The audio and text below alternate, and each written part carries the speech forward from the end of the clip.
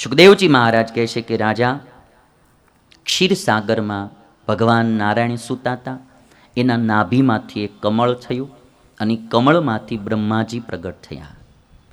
અને બ્રહ્માજી આમ 4 દિશાઓમાં જોયું એટલે એને 4 મુખ થયા. ત્યારથી એનું નામ ચતુર્મુખ બ્રહ્મા પડ્યું. પછી ભગવાને એમને આજ્ઞા કરી તમે સૃષ્ટિનો વિસ્તાર કરો. એટલે સૌથી પહેલાં એમણે સનકાદિકોની સૃષ્ટિ કરી. 4 સનકાદિકોની સૃષ્ટિ કરી. બ્રહ્માજી આજ્ઞા કરી તમે સૃષ્ટિનો વિસ્તાર કરો. સનકાદિકોએ કહ્યું કે અમારે સંસારમાં નથી જોડાવું, અમારે તો બ્રહ્મચર્ય વ્રત પાળીને ભગવાનનું ભજન કરવું છે. બ્રહ્માજીને ગુસ્સો આવ્યો. પોતાની ઈચ્છા પૂરી ન થાય એટલે ક્રોધ આવે. બ્રહ્માજીની ઈચ્છા હતી સૃષ્ટિ વિસ્તાર કરવાની. છોકરાઓને આજ્ઞા કરી તમે સૃષ્ટિનો વિસ્તાર કરો. સનકાદિકોએ ના પાડી એટલે બ્રહ્માજીને ગુસ્સો આવ્યો. ક્યારેય પણ ઈચ્છા ભંગ થાય એટલે ગુસ્સો આવે. કોઈ પણને ક્રોધ આવતો હોય એટલો જ વિચાર કરવો કે ક્યાંક ને ક્યાંક મનનું ધાર્યું ન થયું, મનનું ધાર્યું ન મળ્યું એટલે ગુસ્સો આવે. બ્રહ્માજીને ગુસ્સો આવ્યો અને એ ભ્રકુટીમાંથી ક્રોધ બહાર આવ્યો. ક્રોધની શરૂઆત અહીંથી થાય હો, ભ્રકુટીમાં. ભાગવત બોલે. હા, તમે આમ જોજો, ગુસ્સો આવે ને એટલે સૌથી પહેલાં ભ્રકુટી મળશે ચડવા. મોઢાની આંખી ઉપરથી જ ખબર પડી જાય ભાઈ કંઈક ગુસ્સામાં લાગે, અટાણે બોલાવાય નહીં. હા, એનો ફેસ રીડિંગ કરી લ્યો ને ત્યાં ખબર પડી જાય. કારણ કે જ્યારે સૌમ્ય માણસ હોય ત્યારે એનો ફેસ જુદો હોય અને જ્યારે ગુસ્સામાં હોય ત્યારે એનું મોઢું આખું જુદું હોય. એટલે ગુસ્સો અહીંયા ભ્રકુટીમાંથી બહાર આવ્યો અને એણે એક બાળકનું રૂપ ધારણ કરી લીધું. જન્મતા વેત રોવા માંડ્યું. એ બાળક રોતું રોતું કહે છે કે મારું નામ પાડો, મારું નામ પાડો. બ્રહ્માજી કે જન્મતા વેત રો કરશો જા તારું નામ રુદ્ર પડશે. એનું નામ બ્રહ્માજીએ રુદ્ર પાડ્યું. પછી બ્રહ્માજીએ નારદ આદિ 10 માનસ પુત્રોનું સર્જન કર્યું. 10 માનસ પુત્ર એટલા માટે કે હજી કોઈ સ્ત્રી પુરુષનું જોડલું સૃષ્ટિમાં નથી. બ્રહ્માજી એકલા જ છે. એટલે મૈથુન સૃષ્ટિ શરૂ નથી થઈ, સંકલ્પ સૃષ્ટિ ચાલે છે. એટલે મનથી સંકલ્પ કર્યો બ્રહ્માજીએ મારે 10 પુત્ર જોઈએ અને 10 પુત્રો ઉત્પન્ન થયા. એટલે એને માનસ પુત્ર કહેવામાં આવે. મનનું નામ છે મનસ. મનને મૂળ શબ્દ છે મનસ અને મનના સંકલ્પથી ઉત્પન્ન થયા આ દીકરા, એટલે એને માનસ પુત્ર કહેવામાં આવે. નારદ આદિ 10 માનસ પુત્રો ઉત્પન્ન થયા. અને પછી બ્રહ્માજીના મુખમાંથી સરસ્વતી ઉત્પન્ન થયા. સરસ્વતીને જોઈ અને બ્રહ્માજીને જરા મોહ થયો. માનસ પુત્રોએ ત્યારે બ્રહ્માજીને એમ કહ્યું કે આવું તો દુષ્કૃત્ય હજી સુધીમાં કોઈએ કર્યું નથી આ દુનિયામાં. અને ત્યારે બ્રહ્માજીએ લજ્જિત થઈ પોતાનું જે શરીર હતું પાંચ ભૌતિક એ છોડી દીધું અને નવું બ્રહ્માજીએ શરીર ધારણ કર્યું.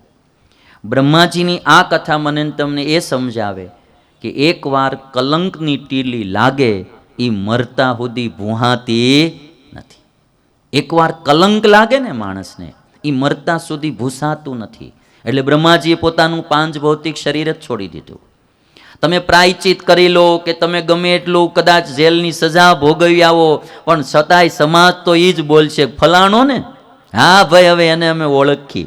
હા, એ ભૂલશે નહીં, એ કલંક જાશે નહીં. અને કલંકમાંય તે મેં જોયું છે કે ઘણી પ્રકારના કલંક હોય. ચોરી કરે તોય કલંક લાગે, કોઈ ખોટું બોલે તોય કલંક લાગે, કોઈ જરાક ભેળસેળ કાંઈ ખાદ્ય પદાર્થોમાં કે કોઈ પણ દવાઓમાં કરતા હોય તો કલંક લાગે. પણ સૌથી મોટું કલંક કામ દોષનું છે. કોઈ પણ પરપુરુષ કે પર સ્ત્રીના સંગમાં પડ્યો, કામમાં લેવાનો, એ કલંક માણસનું ભૂહાતું નથી. એને કોઈ માફ પણ કરતું નથી. ચાહે ભારત હોય કે અમેરિકા, હિન્દુઓ હોય કે મુસલમાન કે ક્રિશ્ચન, કોઈ ક્યારેય ભૂલતું નથી. એટલે આ કલંકની ટીલી એ મરતા સુધી ભૂસાતી નથી. બ્રહ્માજીએ બીજું શરીર ધારણ કર્યું. બીજા શરીરથી બ્રહ્માજીએ એક જોડલું ઉત્પન્ન કર્યું અને જે પુત્ર હતો એનું નામ મનુ પાડ્યું અને જે કન્યા હતી એનું નામ શત્રુપા રાખ્યું. અને એ બે જોડલાના વિવાહ થયા, મનુ અને શત્રુપાના. એટલે બ્રહ્માજીથી પહેલો પુરુષ પુત્ર ઉત્પન્ન થયો મનુ. અને મનુ રાજાને આજ્ઞા કરી તમે સૃષ્ટિનો વિસ્તાર કરો. એટલે એણે 3 કન્યાઓ ઉત્પન્ન કરી, આકુતિ, દેવહૂતિ અને પ્રસૂતિ. દેવહૂતિ, આકુતિ અને પ્રસૂતિ આ 3 કન્યા અને 2 દીકરા ઉત્પન્ન થયા, ઉત્તાનપાદ અને પ્રિયવ્રત. હવે આ 5 સંતાનો મનુ રાજાને ઉત્પન્ન થયા અને પછી આ બધા સંતાનો દ્વારા સૃષ્ટિનો વિસ્તાર થયો. એટલે સૌથી પહેલા પુરુષ મનુ કહેવાય. મનુના જે સંતાનો થયા એને માનવ કહેવામાં આવે. મનોહો અપત્યમ ઇતિ માનવઃ. મનુના જે સંતાન, સંસ્કૃતમાં મૂળ પિતાના શબ્દ નામ ઉપરથી પુત્રનું નામ પડે. જેમ કે રામ છે તો એ દશરથના પુત્ર, એટલે સંસ્કૃતમાં રામનું એક નામ દાશરથી પણ પડ્યું. દશરથના પુત્ર એટલે દાશરથી. અર્જુન છે એની માતાનું નામ કુંતી, એટલે અર્જુનને કૌંતેય કહેવામાં આવે. કુંતીનું બીજું નામ પૃથા, એટલે અર્જુનને પાર્થ કહેવામાં આવે. બરાબર, એને પાર્થ કહેવામાં આવે. ગરુડજી છે એની માતાનું નામ વિંતા, એટલે ગરુડને વૈનતેય કહેવામાં આવે. પૂર્વજોના નામ ઉપરથી એના નામ પડે. યદુ રાજાના વંશમાં કૃષ્ણ પ્રગટ થયા એટલે એને યાદવ કહેવામાં આવે. વૃષ્ણિના વંશમાં થયા એટલે વાર્ષ્ણેય કહેવામાં આવે. આ બધા નામો એના પિતા ઉપરથી પડે. એમ મનુના જે સંતાન થયા એને બધાને મનોહો અપત્યમ ઇતિ માનવઃ. અને બીજો શબ્દ માનવ શબ્દ અને મનુષ્ય શબ્દ બે મનુ શબ્દ ઉપરથી આવ્યા છે.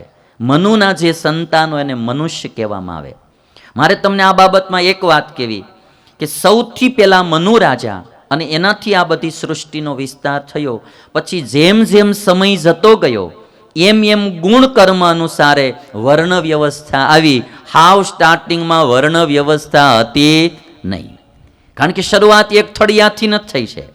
અને પછી જેમ જેમ એના માણસોના ગુણ કંઈક થોડા જુદા જુદા થતા ગયા, એવી રીતે પછી વર્ણ વ્યવસ્થા 4 વર્ણ આવ્યા: બ્રાહ્મણ, ક્ષત્રિય, વૈશ્ય અને શૂદ્ર. પણ એ શેને આધારે આવ્યા? ગુણ અને કર્મના આધારે આવ્યા, જન્મને આધારે નહોતા. અને એટલા માટે કૃષ્ણ ભગવાને ગીતામાં એવું કહ્યું કે ચાતુર્વર્ણ્યમ મયા સૃષ્ટમ ગુણ કર્મ વિભાગશઃ. ગીતાનો આ શ્લોક ખાલી મનુષ્યમાં નહીં, પશુમાં પણ 4 વર્ણના માણસો જોવા મળે, વ્યક્તિઓ. અરે વૃક્ષમાં પણ 4 પ્રકારના હોય. અમુક વૃક્ષો ફળ આપતા હોય અને સૃષ્ટિનું પોષણ કરતા હોય. આફ્રિકામાં અમુક ઝાડવા એવાય છે એની નીચે માણા કે કોઈ પણ જાય તો એને આમ પકડી લે અને એનું લોહી ચૂસી લે, એની પડી જાય, મરી જાય, પછી છૂટું કરે. આવા ઝાડવાય છે. આપણે તમે જો આંબાઈ છે ને બાવળિયાય નથી ભાઈ, બરાબર ને? અમુક ખાજવણીના છોડવા આવે, અડ્યા ન થાય, એટલે હાલો એને અડો ને ખજવાળી ઉપડે તમને. એટલે પક્ષીઓ હોય, પશુઓ હોય કે કોઈ પણ પ્રકારની 84 લાખ જે યોનિઓ છે, એ 84 લાખમાં આ 4 કેટેગરીના માણસો રહેવાના ને રહેવાના.